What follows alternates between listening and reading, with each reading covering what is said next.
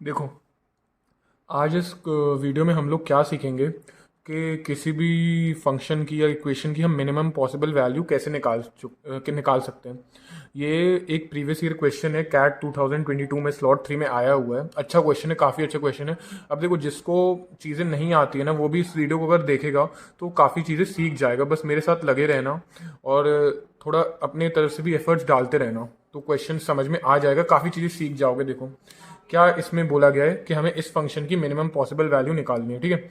अब देखो, जब भी आपको मिनिमम पॉसिबल वैल्यू दी जाए ना, आपको कई चीज़ें सिखाई जाएंगी, पर मैं इस क्वेश्चन को अप्रोच करूंगा डिफरेंशिएशन से, ठीक है। क्योंकि डिफरेंशिएशन क्या होता है, बहुत ईजी हो जाएगा। जिसको नहीं आता है उसके लिए भी चिंता वाली बात नहीं है। कैट के जो भी क्वेश्चंस आते हैं मिनिमम पॉसिबल वैल्यू के, उसमें ऐसा कोई बहुत बेसिक डिफरेंशिएशन होता है। क्या होता है, बहुत बेसिक सा ही डिफरेंशिएशन आपको करना पड़ेगा, जिससे आपका क्वेश्चन इजीली सॉल्व हो जाएगा। अब देखो, हम स्टार्ट करते हैं। हम क्या करेंगे, हम अपना फंक्शन उठाते हैं। हमें दिया गया है x square minus 6x plus 10 divided by 3 minus x. ये हमारा फंक्शन है, ये इक्वेशन दी गई है ऐसा। इसको हम डिफ्रेंशिएट करते हैं, ठीक है। देखो, डिफ्रेंशिएशन कैसे होता है, डिफ्रेंशिएशन रूल क्या होता है। एक होता है डिवीजन रूल। क्या होता है, मैं साथ ही साथ बताता रहूंगा, बहुत बेसिक सा है। अगर आपको नहीं भी आता है ना तो भी आप सीख जाओगे, बस साथ में लगे रहना, देखते रहना ध्यान से। डिवीजन रूल क्या होता है कि अगर दो टर्म्स डिवाइड हो रहे हैं, जैसे कि ए डिवाइडेड बाय बी, और अब आपको इसको क्या करना है, डिफ्रेंशिएट करना है। तो आप कैसे इसको डिफ्रेंशिएट कर सकते हो, आप क्या करोगे, पहले ए का differentiation into B minus B का differentiation into A whole divided by B का स्क्वायर। देखो कितना सिंपल हो गया, कितना सिंपल हो गया। आपको बस क्या करना है, ए बाय बी अगर गिवन है तो आप ए का डिफ्रेंशिएशन करोगे इंटू बी माइनस बी का differentiation into A whole divided by B square. बस हम इसमें ही चलते हैं, हम इसमें डिफ्रेंशिएट करते हैं। अब मैं आपको डिफ्रेंशिएशन भी साथ में सिखाते रहूंगा। जैसे हमें फर्स्ट टर्म हमारा इधर कैसे एक्स स्क्वायर माइनस, जैसे हम इधर हमें मान ले तो हमारे गिवन है x square minus 6x plus 10। ये हमारा क्या है, ए से आप रिलेट कर पा रहे होंगे इसको। देखो, डिफ्रेंसिएशन आप कैसे कर सकते हो, कोई भी अगर टर्म हो जैसे एक्स स्क्वायर का डिफ्रेंसिएशन क्या होता है, 2x, ठीक है। क्या होता है, 2x। अगर आपको गिवन होता कि x का क्यूब है, x का क्यूब का अगर आपको डिफ्रेंसिएशन करना है तो आप कैसे करते, 3x स्क्वायर इसका डिफ्रेंसिएशन हो जाता। अगर आपको x की पावर 4 का डिफ्रेंसिएशन करना होता तो ये क्या क्या हो जाता, 4x क्यूब, ठीक है। तो अब आपको थोड़ी चीजें समझ आ रही होंगी। देखो कितना आसान था। अगर एक्स क्यूब बोला गया तो बस जो पावर है वो सामने उतर जाती है, और जो नंबर पावर एक्स की होगी वो थोड़ी एक कम हो जाएगी। जैसे एक्स का क्यूब था तो 3 आगे निकल गया, और 3 से एक कम कर दोगे तो स्क्वायर हो जाएगा। इधर 4 आगे आ गया, और 4 से एक कम करोगे तो 3। ऐसे आप क्या कर लोगे, इसको डिफरेंशिएट। तो मैंने एक्स स्क्वायर का कर दिया, ठीक है। और कोई भी अगर टर्म होता है, ठीक है, 6x जैसे गिवन है तो उसका डिफरेंशिएशन क्या होगा, डायरेक्टली 6। क्योंकि क्या होता है, जो भी x होता है आपका, x का जो भी डिफरेंशिएशन होता है ना, x का डिफरेंशिएशन निकलता है 1। तो अगर जैसे 7x है तो क्या हो जाएगा, x का 1 हो जाएगा डिफरेंशिएशन, और 7 का 7 ही आ जाएगा, ठीक है। तो 6x का कितना हो जाएगा, डायरेक्टली 6।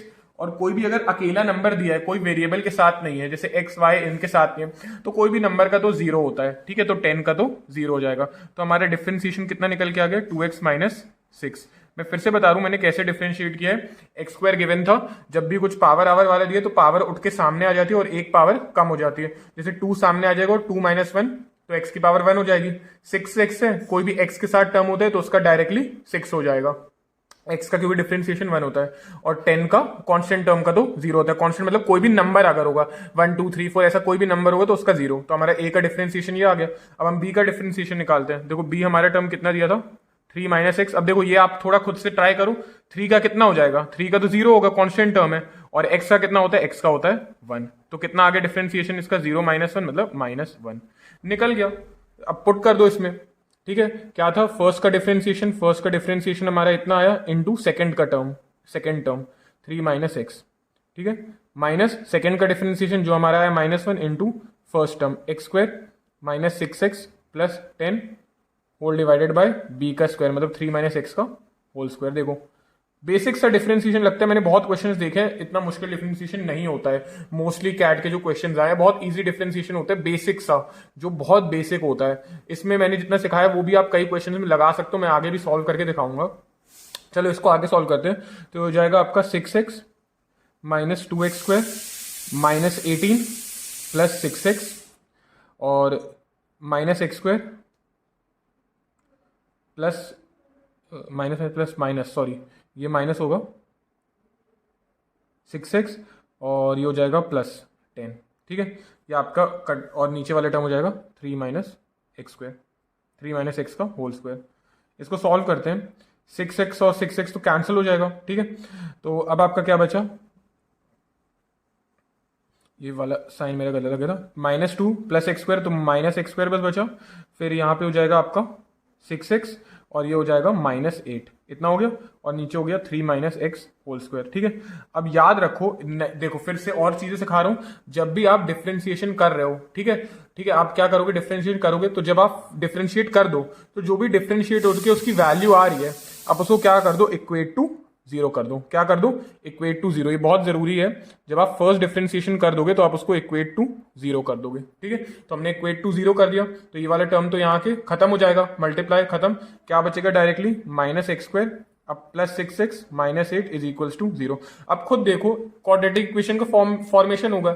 अब आप इसको स्प्लिटिंग द मिडिल टर्म से भी कर सकते हो, या फिर आप इसको क्वाड्रेटिक फॉर्मूला से भी कर सकते हो। अगर हम स्प्लिटिंग द मिडिल टर्म से करें तो हमारा प्रोडक्ट क्या होता है, -8 प्लस 8 हो जाएगा, क्योंकि -8 एंड -1 प्लस 8, और 8 कैसे बनता है, 4 2 8 और 4 + 2 6 भी आता है।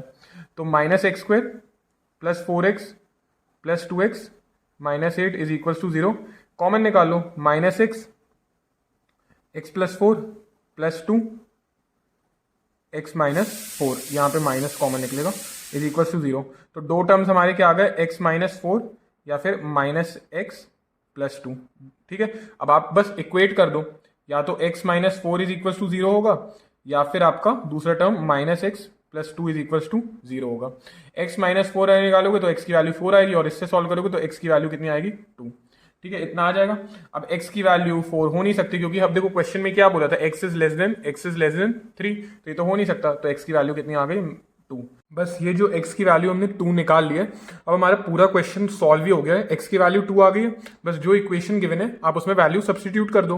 x की वैल्यू 2 मतलब x का स्क्वायर, 2 का स्क्वायर 4, -6 × 2 12 प्लस 10, 3 - 2 1 हो जाएगा, 4 + 10 14, और 14 - 12, तो 14 - 12 कितना आ गया, 2। तो ये क्या हो गई, मिनिमम पॉसिबल वैल्यू हो गई इस फंक्शन की या इस इक्वेशन की।